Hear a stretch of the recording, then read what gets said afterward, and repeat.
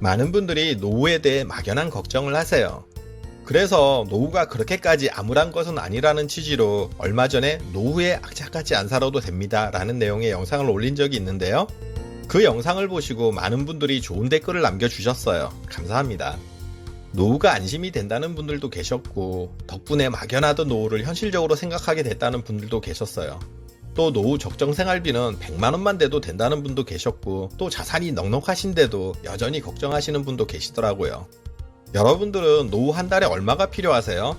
오늘은 이런 궁금증도 알아볼 겸 노후 적정 생활비에 관해서 여러분들과 얘기를 나눠보려고 해요. 끝까지 집중해주세요. 안녕하세요. 알아두면 삶이 힘이 되는 채널 매일 3분입니다. 얼마 전 한 TV 프로그램에서 경제 전문가가 나와서 노후 적정 생활비로 한 달에 600만원은 필요하다고 얘기를 해서 깜짝 놀랐어요. 서민들의 현실을 뻔히 알고 있을 경제 전문가가 왜 이렇게 터무니없는 얘기를 할까 의아했는데요. 전문가가 왜 그렇게 얘기했을까 하고 나중에 곰곰이 생각해보니 이해되는 면이 있더라고요. 서민들에게 노후 한 달 생활비 600만원은 꿈같은 금액이고 현실성이 부족한 얘기는 맞아요. 그런데 서민이 아닌 다른 대상으로 바꾸면 가능하겠더라고요. 고소득자나 전문직, 부자들에게 한 달 생활비 600만원은 많은 금액이 아니라 어쩌면 소소해 보이는 금액일 수도 있겠죠. 이 경제 전문가는 방송에서 난 돈 있는 사람들을 위한 컨설팅이나 상담을 해주는 사람이라고 스스로 광고한 거라 생각하니 이해가 되더라고요. 아주 똑똑하게 자신 홍보를 한 거겠죠. 정말 냉정하게 우리 서민들 입장에서 한 달에 얼마가 필요할까요?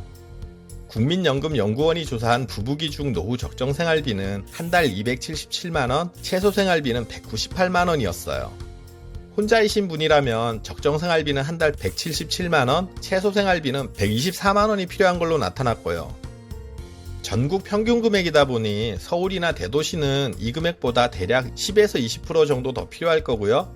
지방으로 갈수록 이 금액에서 10에서 20% 적은 금액으로도 생활이 가능할 거예요. 그런데 한 달 600만원만 논란이 있는 게 아니라 부부 한 달 적정 생활비인 277만원에도 이런저런 얘기들이 나오는데요. 나이 들면 돈 쓸 때도 별로 없는데 277만원이면 노후 두 부부가 충분히 쓰고도 남는다는 분들도 계시고요. 젊어서 대기업 다니고 높은 연봉 받던 분들 입장에서는 평상시 씀씀이가 있다 보니 그 돈으로 한 달을 어떻게 사냐고 하실 수 있어요. 각자의 라이프 스타일과 소비 습관에 따라서 적정 생활비는 천차만별일 텐데요. 그렇다면 여러분들이 생각하는 살아가는데 크게 무리되지 않을 적정 생활비로 한 달에 얼마가 필요하신가요? 200만원? 300만원? 500만원? 정답이 있는 건 아니죠. 많으면 많을수록 좋겠다 싶지만 또 100만원으로도 한 달 살 수 있는 분도 계시고 1000만원이라도 부족한 분도 있을 테니까요. 내가 노후에 어떤 수준의 삶을 살고 싶냐에 따라서 금액 차이는 크게 날 거예요. 일단 가장 중요한 부분이 은퇴 후 나와 배우자가 받을 연금이 얼마인지 알고 있어야 하는데요. 의외로 많은 분들이 자신이 매달 받을 연금이 얼마인지 모르시더라고요.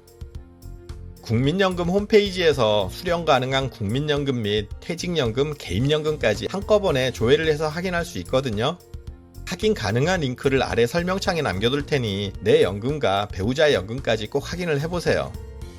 링크를 클릭하면 이렇게 내 연금 알아보기 창이 뜨는데요.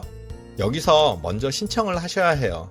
신청을 클릭하면 공인인증서, 간편인증, 카카오페이 등 인증창이 뜨는데요. 편하신 방법으로 본인 인증을 통해 신청을 해주세요. 신청을 했다고 바로 확인이 가능한 건 아니고요. 신청 후 3영업일이 지나고 나서 확인이 가능해요. 3영업일이 지난 이후 조회를 클릭하시고 확인을 해보세요. 저도 저와 아내의 연금을 모두 조회해 봤는데요. 그동안 직장생활을 꾸준히 해서 국민연금과 퇴직연금을 얼마 받는지 확인할 수 있고요.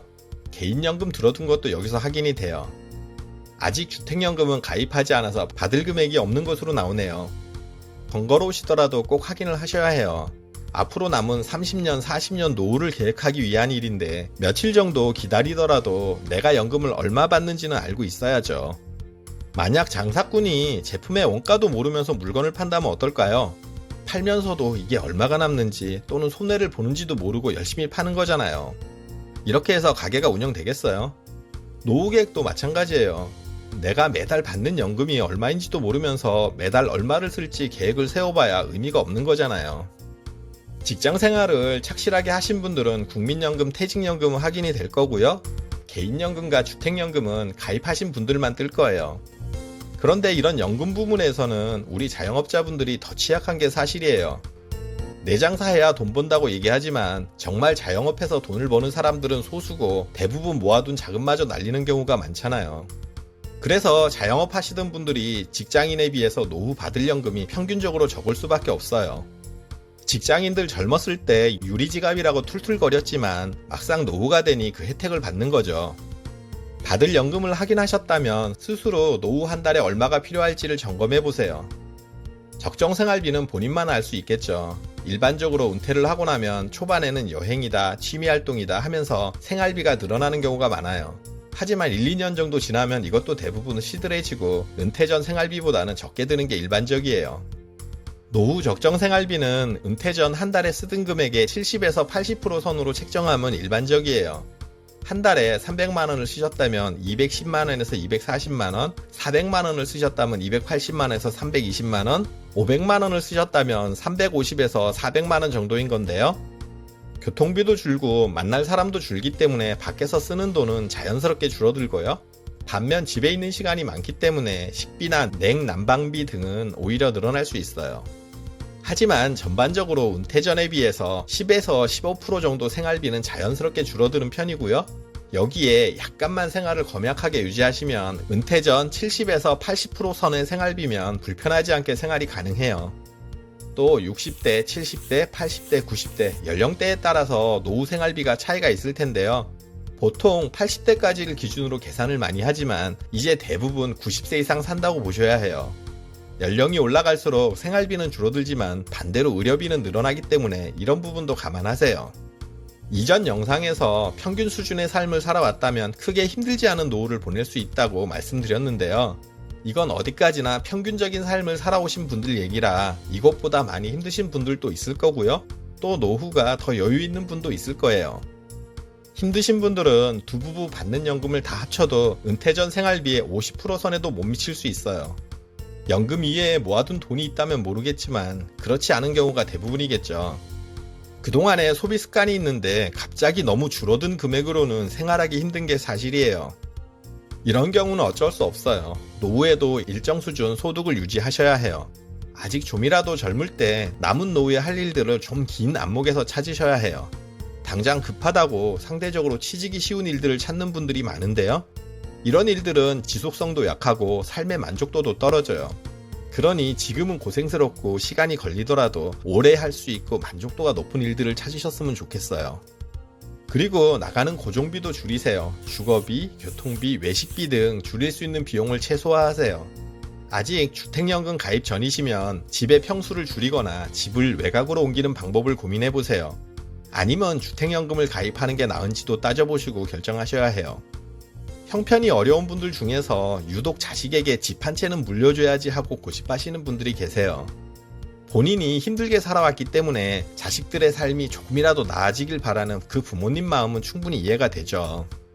그런데 요즘 평균 수명 감안하면 나 죽을 때면 자식도 이미 다 늙어 있는 상태예요. 다 늙은 자녀에게 집 한 채 물려주는 게 나을까요? 아니면은 자녀 젊었을 때부터 경제적으로 심적으로 부담 덜어주고 편하게 해주는 게 나을까요? 살아있는 동안 주택연금 가입해서 자식들에게 손 안 벌리고 손주들 오면 용돈이라도 쥐어줄 수 있는 그런 삶이 낫지 않을까요? 내 노후가 경제적으로 여유가 있으니 좋고요. 또 당장 자녀에게도 짐이 되지 않으니 좋고요. 자녀도 이걸 바라지 않을까 싶어요. 예전처럼 수명이 60, 70 정도면 모를까 기본 80에서 90세 어쩌면 100세 이상 살지도 모르는데 자식에게 집을 물려준다는 생각은 접으셔야 해요. 그리고 기초연금도 받을 수 있는지 따져보시고 받으세요. 기초연금은 소득 인정액이 하위 70%에 속하면 누구나 받을 수 있는데요. 2023년 기초연금 수급액은 1인 가구 기준 최대 32만 3,180원이고요. 부부 합산 수급액은 최대 51만 7,080원으로 2022년 대비 물가 상승률을 반영해 5.1%가 인상됐어요. 넉넉한 금액은 아니지만 매달 꼬박꼬박 들어오니 노후 생활에 보탬이 되는 금액이에요. 들어오는 소득도 얼마 없는데 기초연금 수급 자격이 안 되시는 분들은 그만큼 보유한 재산이 있다는 얘기일 텐데요. 기초연금은 매월 들어오는 소득과 재산을 소득으로 환산한 금액을 합쳐서 단독 가구는 월 202만원 이하, 부부 가구는 323만 2천원 이하면 받을 수 있어요. 실제 계산은 꽤 복잡한데요. 기초연금 모의 계산 링크도 하단에 남겨둘 테니 궁금하신 분들은 확인해보세요. 이런 부분도 미리미리 알아서 대비를 하셔야 해요. 또 매월 연금 수령액이 노후를 보내시기에 여유 있는 분들도 계실 거예요. 이제 60년대생들이 본격적으로 연금을 수령할 시기가 됐는데요. 제대로 연금의 수혜를 받기 시작하는 세대거든요.